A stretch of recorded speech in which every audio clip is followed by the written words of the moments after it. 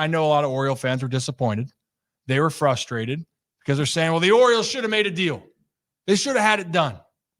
Why didn't they let him? If they gave him a deal, he wouldn't refuse? But players, guys, as we talked about, it's not just about the money value. Yeah, you could say everyone has a price, but for some guys, they just have other values that they stick to. So I think it's a good time to play a clip.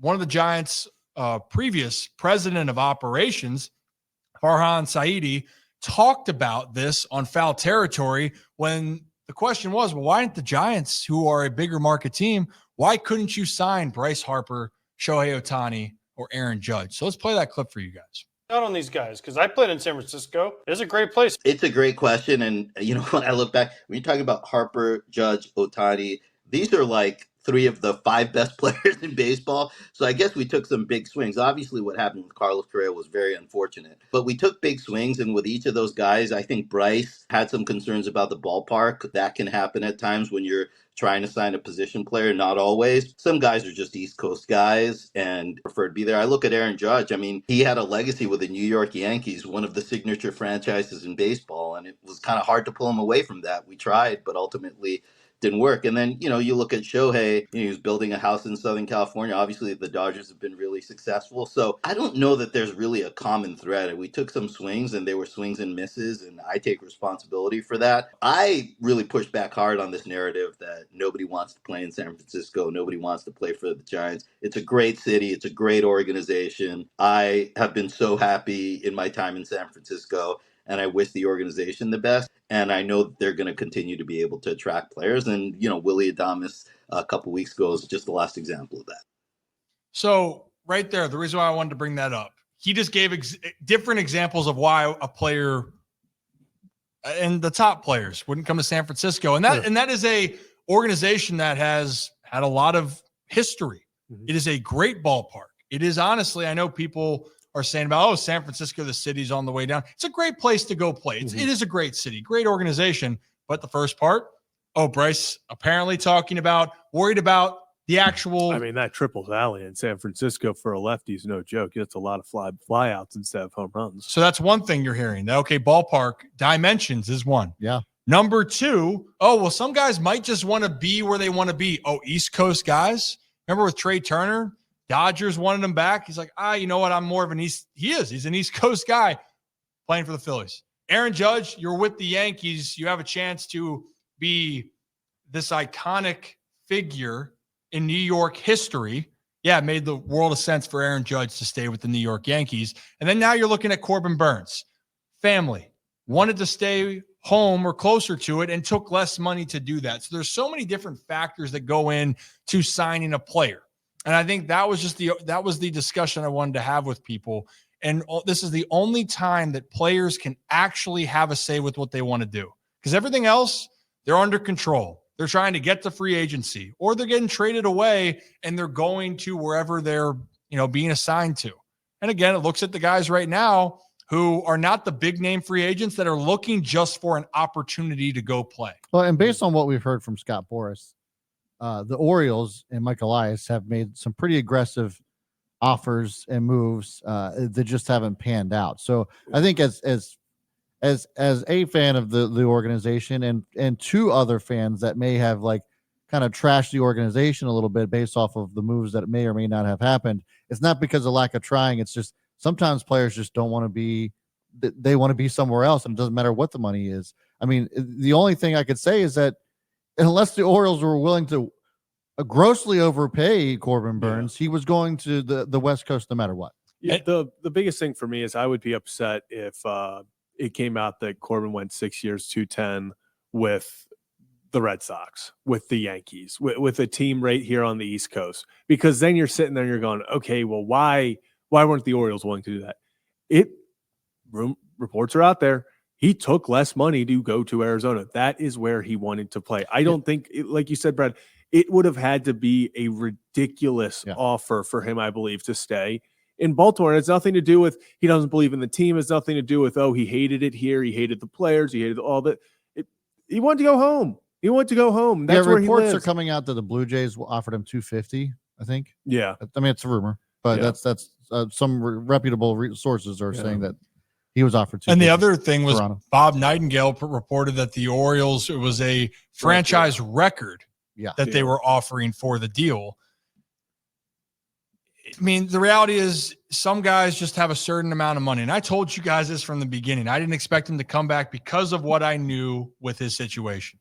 And every player has a different circumstance. And I would have been ticked off if I was an Oriole fan if he went to Toronto or he went to Boston or he went to New York. Yes. Hell, the other report that came out is that the Giants had this big deal on the table for Corbin for the longest time, and he was waiting for a team to offer more money.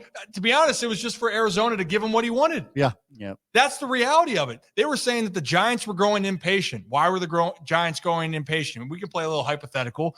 Maybe it's because they knew the one place he really wanted to be was Arizona. And they were trying to pry him away, just like the other teams were trying to pry him away. Yeah. And he just wanted Arizona to give him what they wanted. And as soon as he got that value, 210, and also the opt-out, by the way, which is crazy. Insane. Most teams are like, well, no, we're not going to do that. Like, what the heck's the point of that? He offered that so it could give his family flexibility. Arizona gave him what he wanted, and the other teams also gave him what he wanted, but that's not what was best for his interest. Just like that, that's how long it waits. But Kevin, now it's what happens next? Yeah, I mean, I think the disappointing part, I think most people in Baltimore kind of figured that something along these lines was going to happen, him going to the West Coast, whether it was the Giants or the Diamondbacks coming in as a surprise team. But I think the disappointing part and kind of the questions are because we've seen the Red Sox go out there and get some guys to help them next season and improve their team. The Yankees lose Juan Soto. Well, they go out there and they sign Max Fried, and they're bringing in guys as well. And we're seeing other teams make moves. And for the Orioles, they've made a couple of offensive moves, but I think that based off of the expectations of the offseason, and Zach and I talked about this on Kevin and Zach React, the Orioles put the expectations on themselves by getting Corbin Burnes in the first place. They made that deal. It was obviously a big thing at the time. It was this huge move, and you're like, okay, talking about lifting off, and it's only up from here, and making these big moves. The Orioles, they did that. And then coming off of the disappointing playoff series to Kansas City, you're thinking, all right, even if the Orioles don't bring back Corbin Burnes, or if Corbin goes, I think the other disappointing part is there wasn't a plan B that worked out for them. It feels like we're talking about Evaldi. We're talking about, would they go out there and get a Fried or someone else like that? And we're still sitting here with no Corbin anymore. And look, I want to make clear, the offseason is not over yet. There's still time for the Orioles to make moves. There's still time for them to make a trade or another addition. But I just think it looks this way right now because the Orioles missed out on a couple of guys that I know we all have talked about as potential options, and the options continue to dwindle, and now they don't have the possibility of a Corbin coming back anymore. I'll say this. I think there's only two specific players that the Orioles, if they wanted to, could have gotten. I think Sean Manaea and Nathan Evaldi, as much as that was like, hey, that made sense for the team. They went back to the teams that they just spent time with. Sean Manaea found himself with the Mets. They gave him a really good deal. Hey, why leave something? If it ain't broke, don't fix it. Same with Nathan Evaldi. And yes, no tax, state tax in Texas is nice, but they go back to the teams that they had success and familiarity with. No problem. Corbin made sense. I still don't think Max Fried, when the 8 years is involved for a pitcher, that's just something that's unheard of. That's absurd. Unheard of. So 8 years, okay, Max Fried's going for 8 years to the Yankees, and he's a hell of a pitcher. Yankees got a good addition, but there is some risk there. Blake Snell, 5 years. I think the Orioles were very in on him, but Blake Snell, where do you want to be? Yeah, in LA. You can't compete with a player that's like, you know what? I think you're great, but I'm going to go to a place where I want to be, and they gave me the money.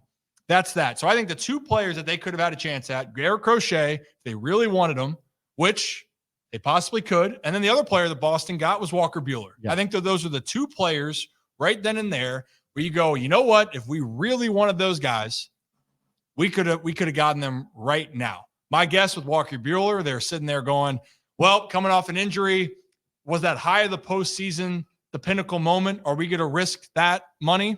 Well, we'll find that out. But Garrett Crochet, if you believe in the hype of what he can be and almost be like a Chris Sale 2.0, which ironically, the Red Sox, it's very similar to the deal they made to get Chris Sale from the White Sox, whatever, how many years ago it was. I think that was a move because they had the prospects to do it if they wanted to do it.